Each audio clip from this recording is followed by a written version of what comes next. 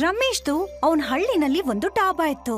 ಆ ಡಾಬಾನ ಅವನ ಇಡೀ ಕುಟುಂಬದವರು ನೋಡ್ಕೋತಾ ಇದ್ರು. ಅವನ್ ಹೆಂಡತಿ ಪರಾಜಪ್ತ ಮತ್ತೆ ಮಗಳು ಮೀನಾ ಅವರು ಅಡ್ಗೆ ಮಾಡ್ತಾ ಇದ್ರು. ಅವನು ಮತ್ತೆ ಅವನ ಮಗ ಶುಭಂ ಗ್ರಾಹಕರನ್ನ ನೋಡ್ಕೋತಾ ಇದ್ರು. ಆದ್ರೆ ಹಳ್ಳಿನಲ್ಲಿ ಅವ್ರ ಡಾಬಾ ಅಷ್ಟೇನೂ ಚೆನ್ನಾಗ್ ನಡೀತಾ ಇರ್ಲಿಲ್ಲ. ಅದಕ್ಕೋಸ್ಕರ ರಮೇಶ್ಗೆ ತುಂಬಾ ಬೇಜಾರಾಗಿತ್ತು. ಪ್ರಾಜೆಕ್ಟಾ ಇದೆಲ್ಲ ಹೇಗಾಗುತ್ತೆ? ನಮ್ಮ ಊರಿನ ಜಾಸ್ತಿ ಜನರೆಲ್ಲ ನಗರಕ್ಕೆ ಹೊರಟೋದ್ರು. ದಿನೇ ದಿನೇ ನಮ್ಮ ದುಡಿಮೆ ಕಡಿಮೆ ಆಗ್ತಾ ಇದೆ. ಇವಾಗ ಮೀನಾಳ ಮದುವೆಗೆ ಕೂಡ ಹಣ ಒಟ್ಟು ಹಾಕ್ಬೇಕು. ನೀವೇನು ಚಿಂತೆ ಮಾಡ್ಬೇಡಿ, ಆ ದೇವ್ರಿತಾನೆ, ಖಂಡಿತ ಅವ್ನು ನಮಗ್ ಸಹಾಯ ಮಾಡ್ತಾನೆ. ಹಾ, ಇನ್ನು ಅವ್ರ ಮೇಲೆನೆ ಆಸೆ ಇದೆ.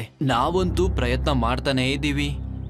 ರಮೇಶ್ ಮತ್ತೆ ಪರಾಜಕ್ತ ಮಾತನ್ನ ಅವ್ರ ಮಗ ಶುಭಂ ಕೇಳಿಸ್ಕೊತಾನೆ. ಮತ್ತವನು ಯೋಚನೆ ಮಾಡ್ತಾನೆ, ನಾನ್ ಏನಾದ್ರೂ ಮಾಡಿ ಅಪ್ಪ ಅಮ್ಮನಿಗೆ ಸಹಾಯ ಮಾಡ್ಬೇಕು. ಹಾಗೆ ಯೋಚನೆ ಮಾಡ್ಕೊಂಡು ಮುಂದೆ ಹೋಗ್ತಾ ಹೋಗ್ತಾ ನದಿ ತೀರಕ್ ಬರ್ತಾನವನು. ಶುಭಂ ಹಳ್ಳಿ ಒಂದು ನದಿ ತೀರದಲ್ಲಿತ್ತು. ಆ ನದಿ ಅವನ ಹಳ್ಳಿನ ಇನ್ನು ಎಷ್ಟೋ ಹಳ್ಳಿಗಳಿಗೆ ಜೋಡಿಸ್ತಾ ಇತ್ತು. ಶುಭಂ ದೋಣಿನಲ್ಲಿ ಕೂತ್ಕೊಂಡು ಅದನ್ನ ಓಡಿಸ್ಕೊಂಡ್ ಮುಂದೆ ಹೋದ. ಅಪ್ಪ ಹೇಳ್ತಾ ಇದ್ರು ನಮ್ಮೂರಿನ ಹೆಚ್ಚು ಜನರು ನಗರಕ್ಕೆ ಹೋಗಿದ್ದಾರೆ ಅಂತ. ಆದ್ರೆ ಅಕ್ಕಪಕ್ಕದಲ್ಲಿ ಜನರು ಇದಾರಲ್ವಾ, ನಾವು ನಮ್ಮ ಊಟವನ್ನ ಅವ್ರಿಗೆ ಮಾರ್ಬೋದು. ಆದ್ರೆ ಹೇಗೆ? ಅವನು ಯೋಚನೆ ಮಾಡ್ತಾ ಇದ್ದ. ಆಗ ಅವನ ಗಮನ ಬೇರೆ ದೋಣಿನಲ್ಲಿ ಒಬ್ಬ ವ್ಯಕ್ತಿ ಟೀ ಮಾಡ್ತಾ ಇರೋದನ್ನ ನೋಡ್ತಾನೆ. ಟೀ ತಗಳೇ, ಟೀ 5 ರೂಪಾಯಿ ಅಷ್ಟೇ, ಟೀ ತಗಳೇ. ತಾತ ನಂಗೊಂದು ಟೀ ಕೊಡಿ. ಶುಭಂ ಆ ದೋಣಿ ಹತ್ರ ಹೋಗ್ತಾನೆ. ಮತ್ತಲ್ಲಿ ಅವನು ನೋಡ್ತಾನೆ, ಆ ಟೀ ಮಾರೋನು ಅವನ ದೋಣಿನಲ್ಲಿ ಸ್ಟವ್ ಇಟ್ಕೊಂಡಿದ್ದ. ಮತ್ತವನು ಟೀ ಮಾಡಿ ಮಾರ್ತಾ ಇದ್ದ. ತಾತ, ನೀವು ತುಂಬಾ ಒಳ್ಳೆ ಕೆಲಸ ಮಾಡಿದೀರಾ. ದೋಣಿಯಲ್ಲಿ ಟೀ ಅದ್ಭುತ. ಮೊದ್ಲು ನಾನ್ ಕೂಡ ಅಂಗಡಿಯಲ್ಲೇ ಟೀ ಮಾರ್ತಿದ್ದೆ ಮಗು. ಆದ್ರೆ ಇಷ್ಟು ದುಡಿಮೆ ಆಗ್ತಾ ಇರ್ಲಿಲ್ಲ. ಅದಕ್ಕೆ ಯೋಚನೆ ಮಾಡ್ದೆ ದೋಣಿಯಲ್ಲಿ ಮಾರೋಣ ಅಂತ. ನಾನ್ ಅನ್ಕೊಂಡಿದ್ದು ಸರಿ ಆಗೋಯ್ತು. ನಾನ್ ಬೆಳಗ್ಗೆ ಮನೆ ಬಿಡ್ತೀನಿ. ಈಗ ಒಂದು ಊರಿನಿಂದ ಇನ್ನೊಂದು ಊರಿಗೆ ಟೀ ಮಾಡಿ ಮಾಡಿ ಮಾರ್ತಾ ಇರ್ತೀನಿ. ಧನ್ಯವಾದ ತಾತ. ಯಾವುದಕ್ಕೆ? ನನಗ್ ಸಹಾಯ ಮಾಡಿದ್ದಕ್ಕೆ. ಶುಭಂ ದೋಣಿನ ತಿರುಗಿಸ್ಕೊಂಡು ವಾಪಸ್ ತನ್ನ ಹಳ್ಳಿಗೆ ಹೋಗ್ತಾನೆ. ಪಾಪ, ನನಗೊಂದ್ ದಾರಿ ಸಿಕ್ಕಿದೆ. ಯಾವ ದಾರಿ ಮಗು? ನಮ್ಮ ದುಡಿಮೆಯನ್ನ ಹೆಚ್ಚಿಸೋದು. ಅಪ್ಪ, ನಾವು ದೋಣಿಯಲ್ಲಿ ಅಡಿಗೆ ಮಾರೋಣ. ಏನು?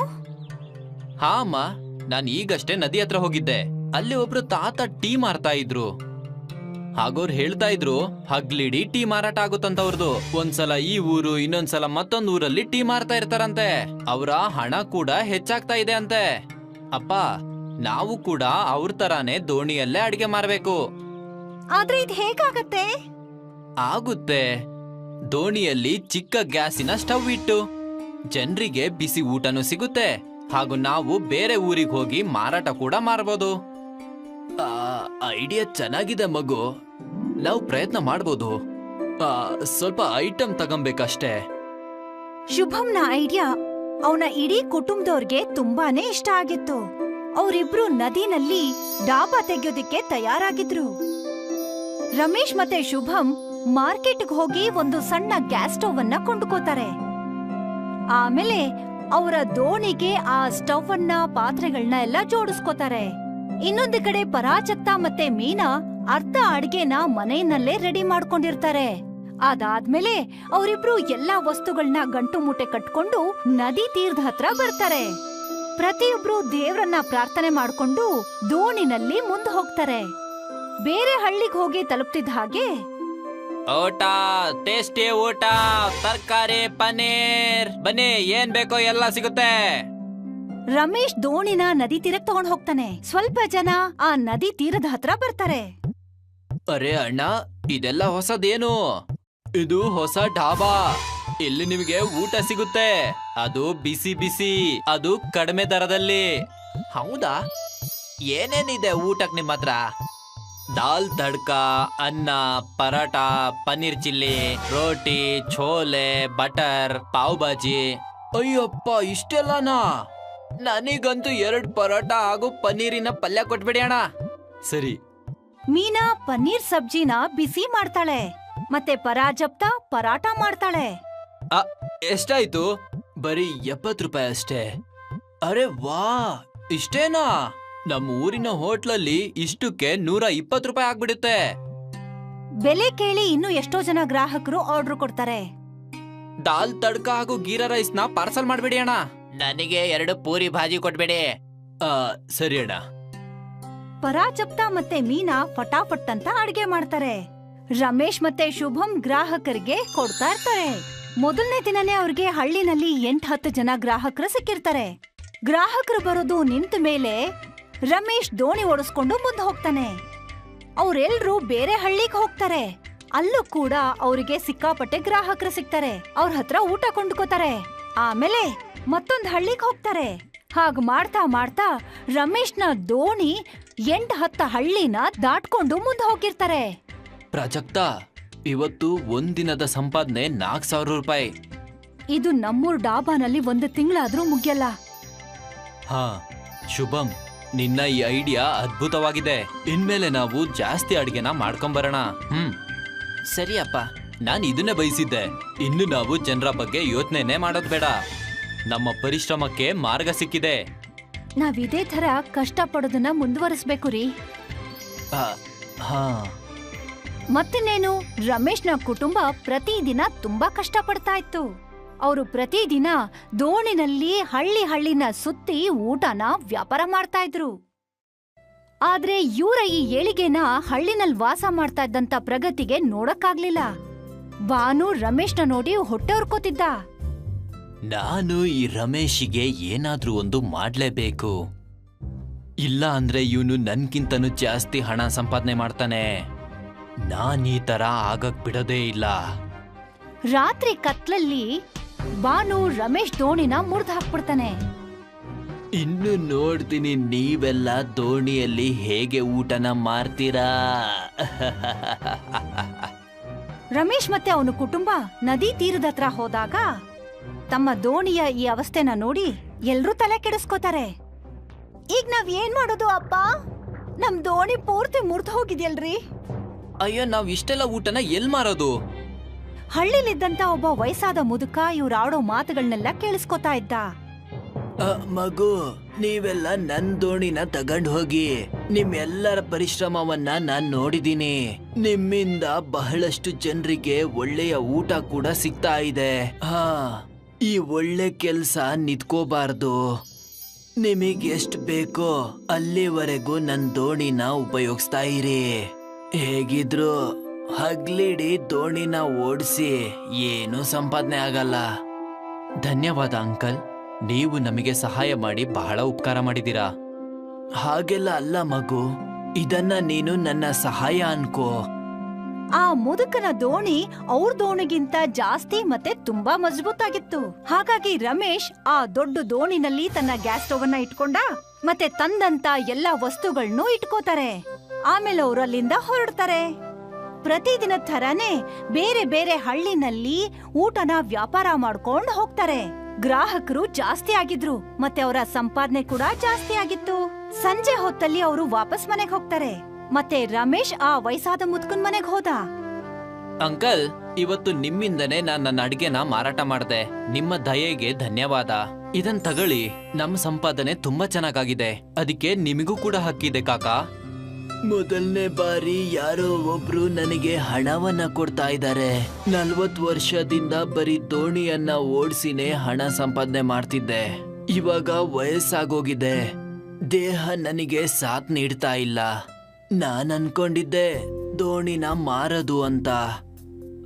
ಬೇಡ ಅಂಕಲ್, ನೀವು ದೋಣಿ ಏನು ಮಾರದ್ ಬೇಡ. ನಾವು ನಿಮ್ಮ ದೋಣಿಯನ್ನ ಓಡಿಸ್ತೀವಿ ಹಾಗೂ ಪ್ರತಿದಿನ ನಿಮಗೆ ಅದರ ಬಾಡಿಗೆ ಕೊಡ್ತೀವಿ. ದೇವ್ರು ನಿಮ್ಮನ್ನ ಚೆನ್ನಾಗಿಟ್ಟಿರ್ಲಿ ಮಗು. ವಯಸ್ಸಾದ ಮುದುಕ ರಮೇಶ್ಗೆ ದೋಣಿನ ಕೊಟ್ಟು ಅವನು ಸಹಾಯ ಮಾಡ್ದ. ಮತ್ತೆ ರಮೇಶ್ ಆ ಮುದುಕನಿಗೆ ಪ್ರತಿದಿನ ಬಾಡಿಗೆ ಕೊಡ್ತೀನಿ ಅಂತ ಹೇಳಿ ಅವನಿಗೆ ಸಹಾಯ ಮಾಡ್ದ. ಇದೇ ತರ ಸಹಾಯ ನಡೀತಾನೆ ಹೋಯ್ತು. ಬಹುಶಃ ಇದೇ ಕಾರಣಕ್ಕೆ ರಮೇಶ್ನ ದಿನೇ ದಿನೇ ಸಂಪಾದನೆ ಹೆಚ್ಚಾಗ್ತಾನೆ ಹೋಯ್ತು, ಒಳ್ಳೆ ರೀತಿನಲ್ಲಿ. ಮತ್ತೆ ಇದನ್ನ ನೋಡಿ ಬಾನುಗೆ ಸಹಿಸೋದಕ್ಕಾಗ್ಲಿಲ್ಲ.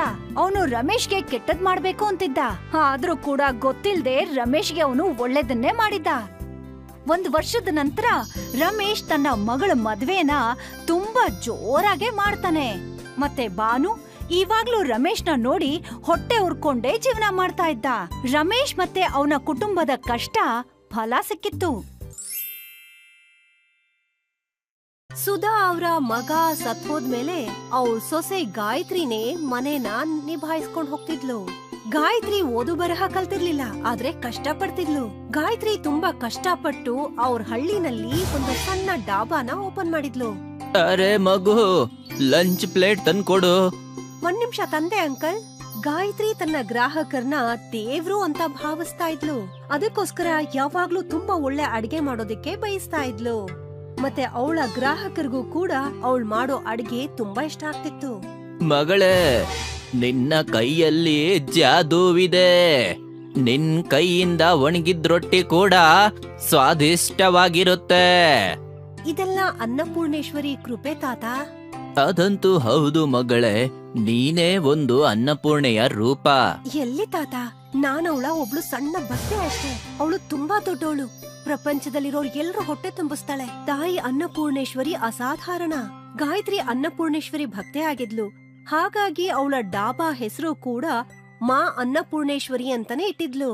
ಅವಳು ಪ್ರತಿದಿನ ಬೆಳಿಗ್ಗೆ ತಾಯಿ ಅನ್ನಪೂರ್ಣೇಶ್ವರಿ ಪೂಜೆ ಮಾಡಿ ಆಮೇಲೆ ಅಡ್ಗೆನ ಆರಂಭ ಮಾಡ್ತಿದ್ಲು.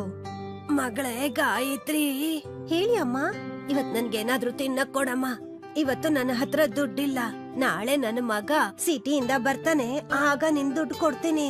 ಏನು ಪರವಾಗಿಲ್ಲ ಅಮ್ಮ, ನೀವು ದುಡ್ಡು ಕೊಟ್ಟಿಲ್ಲ ಅಂದ್ರೂ ಏನು ಪರವಾಗಿಲ್ಲ. ಗಾಯತ್ರಿ ಆ ಕೂಡ್ಲೆ ವಯಸ್ಸಾದ ಮುದುಕಿಗೆ ಊಟನ ತಂದು ಕೊಡ್ತಾಳೆ. ಆ ದೇವ್ ನಿನಗ್ ಒಳ್ಳೇದ್ ಮಾಡ್ಲಿ. ಗಾಯತ್ರಿ ಪ್ರತಿದಿನ ಯಾರಿಗಾದ್ರೂ ಒಬ್ರಿಗೆ ಸಹಾಯ ಮಾಡ್ತಿದ್ಲು. ಯಾವ್ದೇ ರೀತಿ ಲಾಭದ ಯೋಚನೆ ಮಾಡದೆ. ಆದ್ರೆ ಸುಧಾ ಮಾತ್ರ ಲೆಕ್ಕಾಚಾರದಲ್ಲಿ ಪಕ್ವಾಗಿದ್ಲು. ಅರೆ ಗಾಯತ್ರಿ, ಈ ತಿಂಗಳು ವ್ಯಾಪಾರ ಕಮ್ಮಿ ಆಗಿದ್ಯೇನಮ್ಮ? ಇಲ್ವಲ್ಲ ಅತ್ತೆ. ಮತ್ತೆ ಈ ಲೆಕ್ಕಾಚಾರದಲ್ಲಿ 1,000 ರೂಪಾಯಿ ಕಮ್ಮಿ ಬರ್ತಿದ್ಯಲ್ಲ. ಅರೆ ಹಾ, ನೆನ್ಪಾಯ್ತು. ಆ ಚಿಕ್ಕಮ್ಮ ಇದಾರಲ್ಲ, ಅವ್ರ ಮನೆಯಲ್ಲಿ ಯಾರೂ ಇರ್ಲಿಲ್ಲ. ಅದಕ್ಕೆ ನಾನು ಅವ್ರಿಗೆ ಊಟ ಕೊಟ್ಟೆ. ಓ, ನನ್ನ ದೇವಿ ಅನ್ನಪೂರ್ಣ, ಅವಳ ಮಗ ಸಿಟಿನಲ್ಲಿ ದೊಡ್ಡ ಆಫೀಸರ್ ಆಗಿದ್ದಾನೆ. ಅವ್ರಿಗೇನ್ ಕಮ್ಮಿ ಆಗಿದೆ ಅಂತ ಬಿಟ್ಟಿ ಊಟ ಕೊಟ್ಟೆ ನೀನು? ಅದ್ ಹಾಗಲ್ಲ ಅತ್ತೆ. ಪಾಪ ಅವರು ಮಗನ್ ಜೊತೆ ಜಗಳ ಮಾಡ್ಕೊಂಡಿದ್ದಾರೆ. ಅದಕ್ಕೆ ಮಗ ಅವ್ರಿಗೆ ದುಡ್ಡು ಕಳಿಸ್ತಾ ಇಲ್ಲ.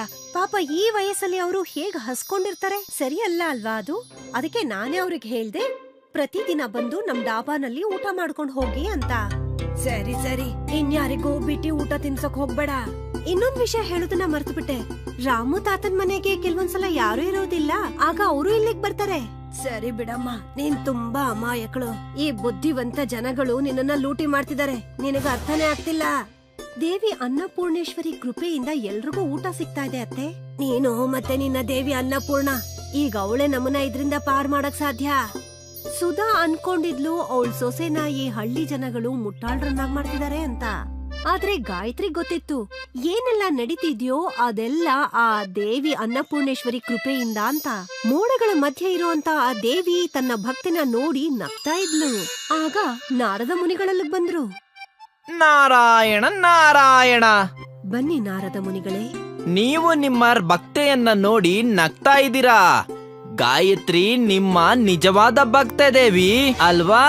ಅವಳು ದಿನವಿಡೀ ಜನರಿಗೆ ಬಹಳ ಖುಷಿಯಿಂದ ಊಟ ಬಡಿಸ್ತಾಳೆ.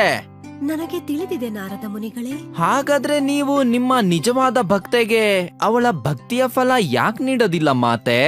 ಕೊಡುತ್ತೇನೆ, ಖಂಡಿತ ಕೊಡುತ್ತೇನೆ. ಆದರೆ ಅದಕ್ಕೂ ಮೊದಲು ನನ್ನ ಭಕ್ತಿಯ ಪರೀಕ್ಷೆ ಮಾಡಬೇಕು. ನಾರಾಯಣ ನಾರಾಯಣ.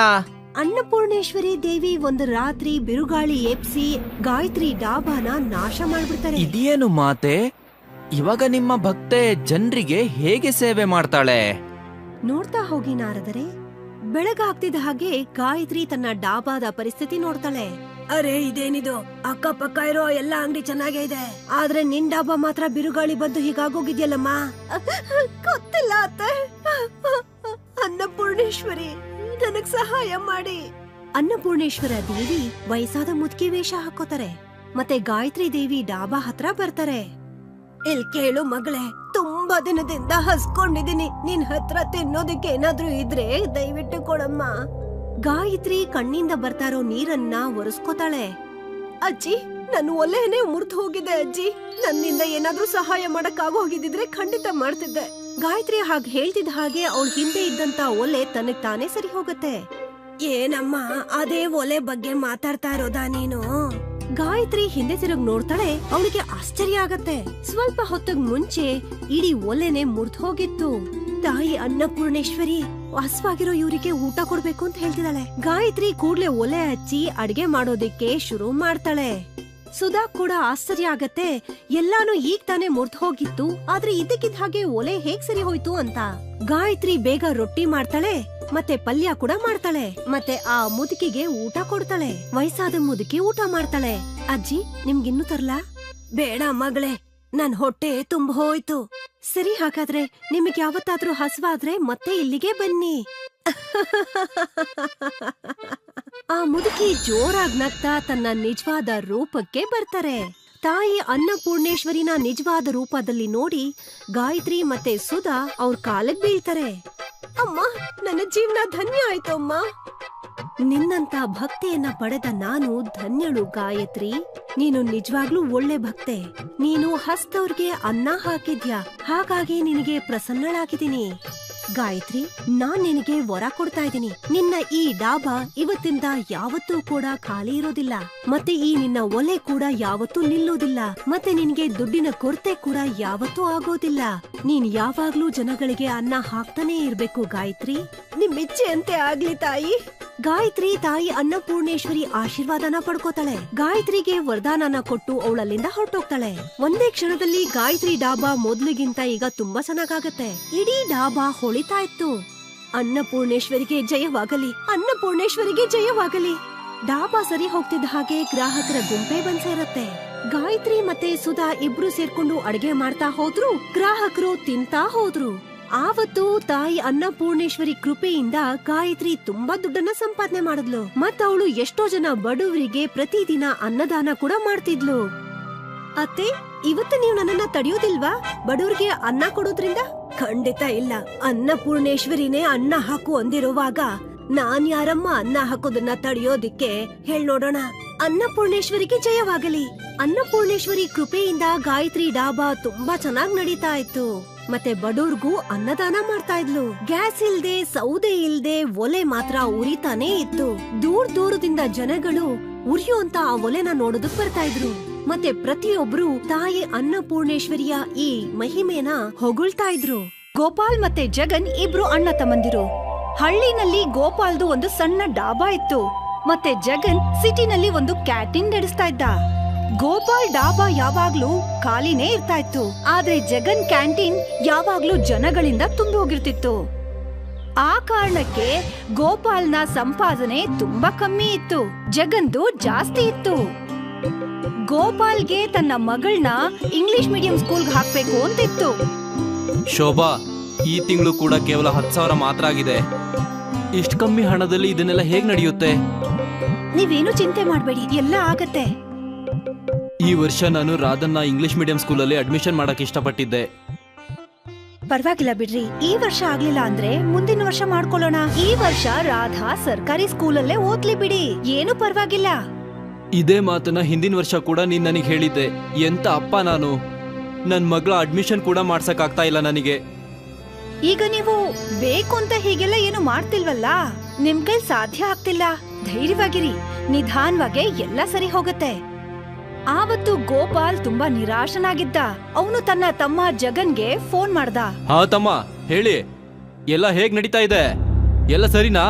ಹಾ ಕೇಳು, ನನಗೆ ನಿನ್ ಹೆಲ್ಪ್ ಬೇಕಾಗಿತ್ತು. ರಾಧನ್ ಅಡ್ಮಿಷನ್ಗೆ ಹಣದ ಅವಶ್ಯಕತೆ ಇತ್ತು. ಇವಾಗ ನಿಮ್ಮಿಂದ ಏನ್ ಮುಚ್ಚಿಡೋದು ತಮ್ಮ? ಇತ್ತೀಚೆಗೆ ಕೆಲ್ಸನೇ ಆಗ್ತಾ ಇಲ್ಲ. ನಾನಿಲ್ಲಿ ಹೇಗ್ ಜೀವನ ನಡೆಸ್ತಾ ಇದ್ದೀನಿ ಅನ್ನೋದು ನನಗೆ ಗೊತ್ತು. ನನ್ ಕೈಲಾಗಿದ್ದಿದ್ರೆ ನಾನ್ ಮಾಡ್ತಿದ್ದೆ. ಸರಿ, ಪರವಾಗಿಲ್ಲ, ನೀನ್ ನಿನ್ನನ್ನ ಚೆನ್ನಾಗಿ ನೋಡ್ಕೋ. ಸರಿ ಅಣ್ಣ. ಜಗನ್ ತನ್ನ ಅಣ್ಣನ್ಗೆ ಪೂರ್ತಿಯಾಗಿ ಸುಳ್ಳು ಹೇಳ್ಬಿಡ್ತಾನೆ. ಜಗನ್ನ ಸಂಪಾದನೆ ಹಗಲು ರಾತ್ರಿ 1 to 2 ಆಗ್ತಾ ಇತ್ತು, ಆದ್ರೆ ಅವನು ಸ್ವಾರ್ಥಿಯಾಗಿದ್ದ. ಅಣ್ಣನಿಗನ್ಸುತ್ತೆ ನನ್ನ ಹತ್ರ ಹಣದ ಮರನೇ ಇದೆ ಅಂತ. ಕಷ್ಟ ಬಂದಾಗ ಫೋನ್ ಮಾಡಿದ್ರೆ ದುಡ್ಡೇ ಸಿಕ್ಬಿಡುತ್ತೆ. ಒಳ್ಳೇದಾಯ್ತು ನನ್ನ ಅಣ್ಣನಿಗೆ ಸುಳ್ಳು ಹೇಳ್ದೆ. ಅವನ್ ಮತ್ತೆ ನನ್ನ ಹತ್ರ ಹಣ ಕೇಳೋದಿಲ್ಲ. ಮತ್ತೆ ಇಲ್ಲಿ ಹಳ್ಳಿನಲ್ಲಿ ಗೋಪಾಲ್ ಯೋಚನೆ ಮಾಡ್ತಿದ್ದ, ಏನ್ ಮಾಡೋದು ಅಂತ. ಜಾಸ್ತಿ ಗ್ರಾಹಕರನ್ನ ಬರೋದಕ್ಕೆ ನಾನು ಏನಾದ್ರೂ ಮಾಡ್ಲೇಬೇಕು, ಆದ್ರೆ ಏನ್ ಮಾಡ್ಲಿ? ಅವನ್ ಹಾಗೆ ಯೋಚನೆ ಮಾಡ್ತಾ ಇದ್ದ.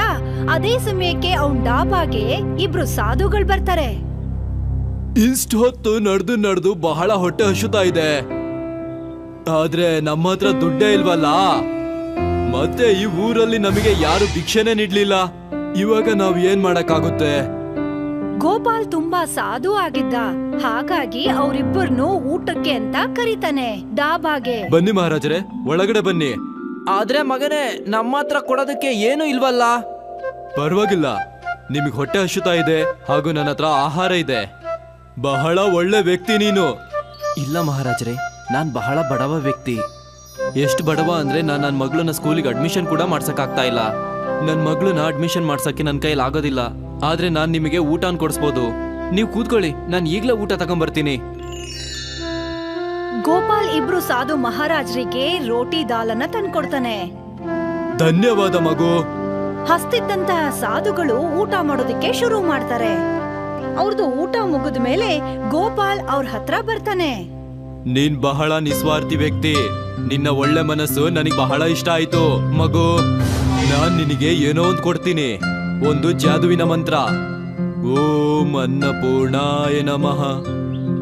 ಇನ್ಮುಂದೆ ನೀನ್ ಯಾವಾಗ್ಲೂ ಅಡ್ಗೆ ಮಾಡುವಾಗ ಈ ಮಂತ್ರನ ನೀನ್ ಹೇಳ್ಬೇಕು, ಹಾಗೂ ಪ್ರತಿದಿನ ಹೆಚ್ಚು ಕಮ್ಮಿ 10 ಜನರಿಗೆ ಊಟ ಕೊಡ್ಬೇಕು. ದೇವ್ರು ನಿನಗೆ ಯಾವಾಗ್ಲೂ ಒಳ್ಳೇದೇ ಮಾಡ್ಲಿ. ಸರಿ ಮಹಾರಾಜರೇ. ಗೋಪಾಲ್ ಆ ಇಬ್ರು ಸಾಧುಗಳ ಹತ್ರ ಆಶೀರ್ವಾದ ತಗೋತಾನೆ, ಮತ್ತೆ ಅವರು ಅಲ್ಲಿಂದ ಹೊರಟೋಗ್ತಾರೆ. ಮಾರನೇ ದಿನ ಬೆಳಿಗ್ಗೆ ಗೋಪಾಲ್ ತನ್ನ ಡಾಬಾನ ಓಪನ್ ಮಾಡ್ಕೋತಾನೆ. ಕ್ಲೀನ್ ಮಾಡಿ ಅಡ್ಗೆ ಮಾಡಕ್ ಶುರು ಮಾಡ್ದ. ಅವನು ಬೇಳೆ ಬೇಯಕ್ ಹಾಕ್ದ. ಓಂ ಅನ್ನಪೂರ್ಣಾಯ ನಮಃ. ಓಂ ಅನ್ನಪೂರ್ಣಾಯ ನಮಃ. ಓಂ ಅನ್ನಪೂರ್ಣಾಯ ನಮಃ. ಗೋಪಾಲ್ ಬೇಳೆನ ಬೇಯಿಸ್ತಾ ಬೇಯಿಸ್ತಾ ಆ ದಿವ್ಯ ಮಂತ್ರನ ಹೇಳ್ಕೋತಿದ್ದ.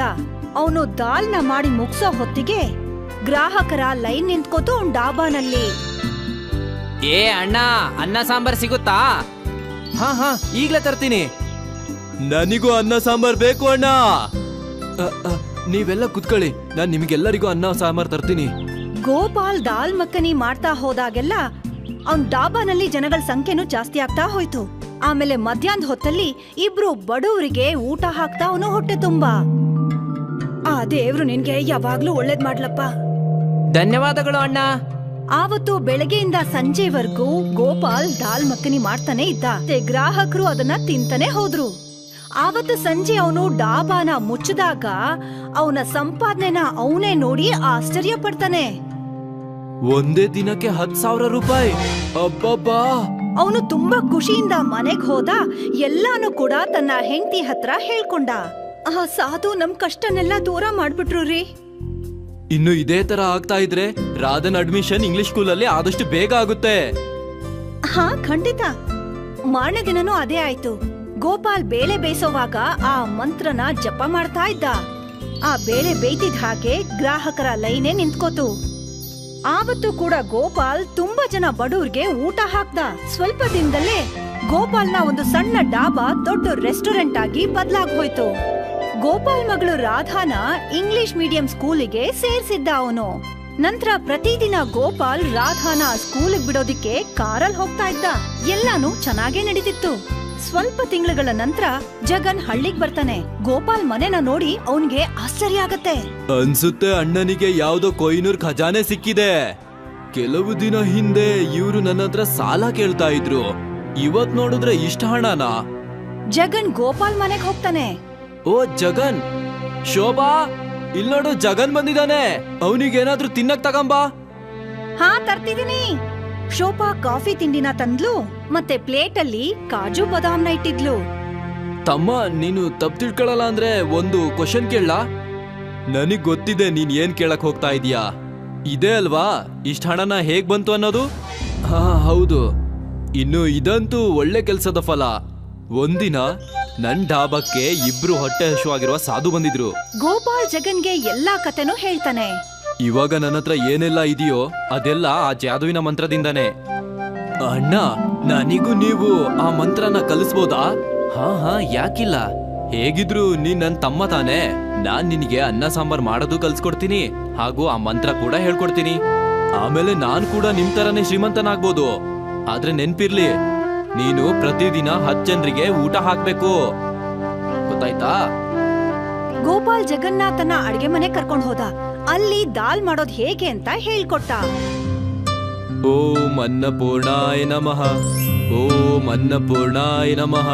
ಓಂ ಅನ್ನಪೂರ್ಣಾಯ ನಮಃ. ಓಂ ಅನ್ನಪೂರ್ಣಾಯ ನಮಃ. ಜಗನ್ ಜಾದುವಿನ ದಾಲ್ ಮಾಡೋ ಅಂಥದ್ದನ್ನ ಪೂರ್ತಿಯಾಗಿ ಕಲ್ತ್ಕೊಂಡಿದ್ದ. ಅವನು ತನ್ನ ಅಣ್ಣನ್ಗೆ ಧನ್ಯವಾದ ಹೇಳಿ ವಾಪಸ್ ಸಿಟಿಗೆ ಹೋಗ್ತಾನೆ.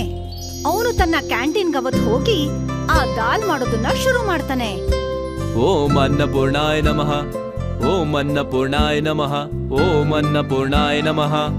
ಅದ್ರ ಜೊತೆಗೆ ಅವನು ಆ ಮಂತ್ರದ ಜಪ ಕೂಡ ಮಾಡ್ತಾ ಇದ್ದ. ಇನ್ನು ಆದಷ್ಟು ಬೇಗ ಇದೆಲ್ಲ ಸೇಲ್ ಆಗುತ್ತೆ. ಆಮೇಲೆ ನನಗೆ ಬಹಳಷ್ಟು ಹಣ ಸಿಗುತ್ತೆ. ಜಗನ್ ದಾಲ್ ಮಾಡ್ತಿದ್ದ ಹಾಗೆ ಗ್ರಾಹಕರು ಬರ್ತಾರೆ. ನನಗೆ ಅನ್ನ ಸಾರ್ ಕೊಡೋ. ಹಾಗೂ ನನಗೂ ಕೂಡ. ಜಗನ್ ಖುಷಿಯಾಗಿದ್ದ ದಾಲ್ ಮಾಡ್ತಿದ್ದ ಹಾಗೆ ಗ್ರಾಹಕರು ಬಂದ್ರು ಅಂತ. ನಂತರ ಆ ಕ್ಯಾಂಟೀನ್ಗೆ ಸ್ವಲ್ಪ ಬಡವರು ಬರ್ತಾರೆ. ಅಣ್ಣ, ಬಹಳ ದಿನದಿಂದ ಏನು ತಿಂದಿಲ್ಲ, ಏನಾದ್ರೂ ತಿನ್ನಕ್ ಕೊಡಿ. ಅರೆ ಹೋಗು ಬಿಕಾರಿ, ಕ್ಯಾಂಟೀನ್ ಓಪನ್ ಆಗಿಲ್ಲ, ಬಂದ್ಬಿಡ್ತಾರೆ, ಹೋಗಿಲ್ಲಿಂದ. ಜಗನ್ ಆ ಬಡವ್ರನ್ನ ಚೆನ್ನಾಗ್ ಬೈದು ಅಲ್ಲಿಂದ ಓಡಿಸ್ಬಿಡ್ತಾನೆ. ಅವನ್ ಜೊತೆಗೆ ಅವನ್ ಗ್ರಾಹಕರು ಕೂಡ ಹೊರಟೋಗ್ತಾರೆ. ಅದಾದ್ಮೇಲೆ ಅವನ್ ಕ್ಯಾಂಟೀನ್ಗೆ ಒಬ್ಬ ಕೂಡ ಗ್ರಾಹಕ ಬರ್ಲಿಲ್ಲ. ಜಗನ್ಗೆ ಅರ್ಥನೇ ಆಗ್ಲಿಲ್ಲ ಕಾರಣ ಏನು ಅನ್ನೋದು. ಅಣ್ಣನ್ ಕ್ಯಾಂಟೀನಲ್ಲಿ ಎಷ್ಟ್ ಜನ ಬರ್ತಾ ಇದ್ರು, ಆದ್ರೆ ನನ್ ಕ್ಯಾಂಟೀನಿಗೆ ಯಾರು ಯಾಕೆ ಬರ್ತಾ ಇಲ್ಲ? ನಾನಂತೂ ಅವ್ರು ಹೇಳಿದ ತರಾನೇ ಮಾಡಿದ್ನಲ್ವಾ? ಅನ್ಸುತ್ತೆ ಜಾದು ಅದು ಏನೂ ಇಲ್ಲ. ಅಣ್ಣ ನನ್ನ ಹತ್ರ ಸುಳ್ಳು ಹೇಳಿದಾನೆ. ಅವರಿಗೆ ನನ್ನ ಹತ್ರ ಸತ್ಯ ಹೇಳಕ್ಕೆ ಇಷ್ಟ ಇಲ್ಲ. ಅವರಿಗೆ ಖಜಾನೆ ಸಿಕ್ಕಿರ್ಬೇಕು, ನನಗೇನಾದ್ರೂ ಕೊಡ್ಬೇಕು ಅಂತ ಹೇಳಿ ಅವ್ರು ಈ ತರ ಹೇಳಿರ್ತಾರೆ. ಜಗನ್ಗೆ ಆ ಮಂತ್ರದ ಮೇಲೆ ನಂಬಿಕೆ ಅನ್ನೋದೇ ಇರ್ಲಿಲ್ಲ. ಹಾಗಾಗಿ ಆವತ್ತಿಂದ ಅವನು ಅದ್ರ ಬಗ್ಗೆ ಪ್ರಯತ್ನನೇ ಪಡ್ಲಿಲ್ಲ. ಜಗನ್ಗೆ ತನ್ನ ತಪ್ಪಿನ ಅರಿವೇ ಆಗ್ಲಿಲ್ಲ. ಬಡವ್ರಿಗೂ ಕೂಡ ಅವನು ಊಟ ಹಾಕ್ಬೇಕು ಅನ್ನೋದು. ಗೋಪಾಲ್ ತನ್ನ ಮಂತ್ರದ ಜಪದಿಂದ ಮತ್ತೆ ಬಡವ್ರಿಗೆ ಊಟ ಹಾಕೋದ್ರಿಂದ ದಿನೇ ದಿನೇ ಶ್ರೀಮಂತ ಆಗ್ತಾನೆ ಹೋದ. ಮತ್ತೆ ಜಗನ್ ಅದೇ ಸಣ್ಣ ಕ್ಯಾಂಟೀನಲ್ಲೇ ಕೂತಿದ್ದ. ಒಳ್ಳೆತನದ ಫಲ ಯಾವಾಗ್ಲೂ ಒಳ್ಳೇದೇ ಆಗತ್ತೆ.